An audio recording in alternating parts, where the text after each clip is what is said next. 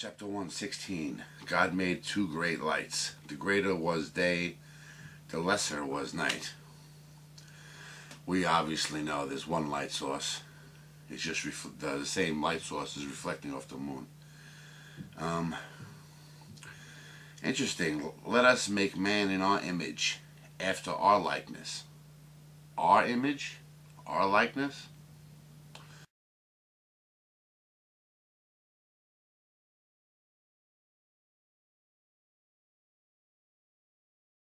But he made mankind before that. Then he placed, after the earth was finished and the Garden of Eden, was finished, then he placed man there. So where was Adam in the interim? Okay, then it speaks of people try to kill Cain. But what people? If Adam and Eve were the only two, where did all these other people come from? So there obviously had to be more people made or created. Begats.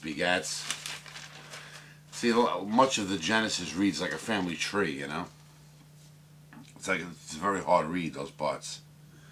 A very clean beast thou shalt take to thee by sevens, male and female. Not clean by two, male and female.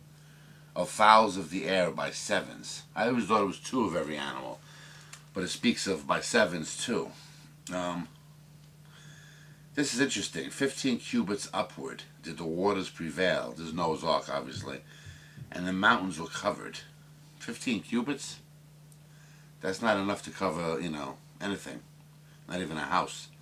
That's only like, 20 feet? Not even. So they must have meant 15,000 or more than that. I don't know. Maybe it's a different definition of cubits. And interesting. I always thought it was just the dove that Noah set forth out of Noah's Ark. But first, Noah set forth a raven, then a dove. The raven was never mentioned again. I guess, it didn't come back. 8:21, God says he will not smite anymore every living thing. 9, we can eat any living thing. Except we're not supposed to eat each other.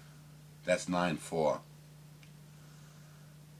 This one's interesting too. God placed 9:13. God placed his bow in the clouds as a reminder of the covenant not to wipe out mankind.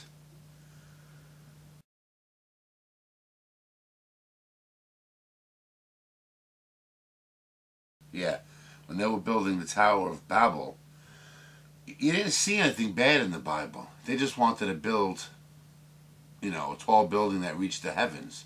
There's nothing in the Bible objectionable, like what these people said, or a mockery of God, or anything.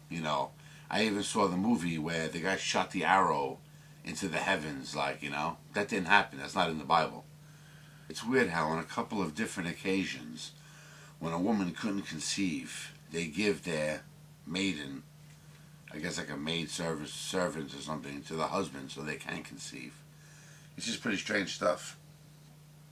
And another thing that they do more than once, it's like when they go into a new town with Abram and his wife Sarai, he tells the Pharaoh that that's my sister. And then the Pharaoh is with her, and then God is mad at the Pharaoh for having sex with the man's wife. But meanwhile, he was duped, the man. So I don't understand. The Pharaoh really didn't do anything wrong in that case. And even when he finds out that he was sleeping with another man's wife, he said, get out of here, take everything you got and just leave, He didn't want no part of that. And God sent plagues on the Pharaoh. But I really don't know what he did, what the Pharaoh did wrong. He was duped, like I said. Yeah, 17:9. It's interesting. Abram is then referred to from that moment on as Abraham. 17:10, circumcision, your own kids or adopted children. 17:15, Sarai, Sarai, goes from that to Sarah. And then in 17:23 to 27, it's like a circumcision party. Everybody's being circumcised. Even Abraham, which is 99, was then circumcised. This one's interesting. In 18, God says he will destroy Sodom and Gomorrah. And he says, he tells Lot, you got to find 50 good people and I won't do it. And then it's like they're actually haggling back and forth to where God then says, okay, just find me 10, But they actually go back and forth a few times on that. Don't look back or you'll be consumed. Nobody said, don't look back or you'll turn to stone. That's what I was taught. And the Bible says it was a pillar of salt. And like I said, it just says, don't look back or you'll be consumed. Well, this one they were fleeing. This one was pretty terrible. In 1930 to 38, Lot's two daughters, they get him drunk like in 2 different nights. And they actually have sex with their father. They want to get pregnant by his seed. That's a little incestuous. The most interesting bits were where in 27, where Jacob rips off his brother Esau. That's the whole story is interesting. And then in 37, I like this. Joseph dreamed a dream. The sun, the moon, and the 11 stars. Joseph sold into slavery by his own brothers, and the Pharaoh treated him good, and the Pharaoh's wife, but his master's wife wanted sex with him. He refused in 39:12. She even grabs him and he flees the scene like he wants no part of it. And then she spins a story where like he attacked her and he wanted to have sex with her, and she's the one who refused, but she's lying. Anyway, Joseph gets locked up in the jail, but while he's in the jail, he starts interpreting the guard's dreams very accurately. So word of that gets back to the Pharaoh, and then he interprets the Pharaoh's dream, and he warns of 7 years of prosperous times are coming, and which they were in, and 7 years of famine are coming. So because of that, they were able to stock up food and stuff, and pretty much survive it. But the bad thing about that whole story is, and then his brothers come back and they're buying food from him, but he knows it's them, but they don't know it's him.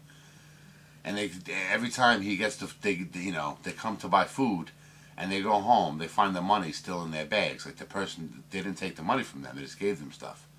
So it's pretty interesting. It actually kept me awake. That story.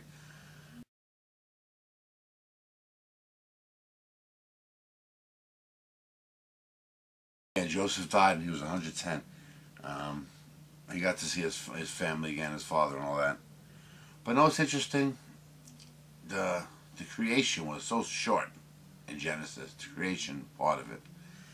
And stories like this, Joseph, was so long. It's like, it was almost out of whack. Like you'd imagine the creation part would be longer than just like one character's, storyline.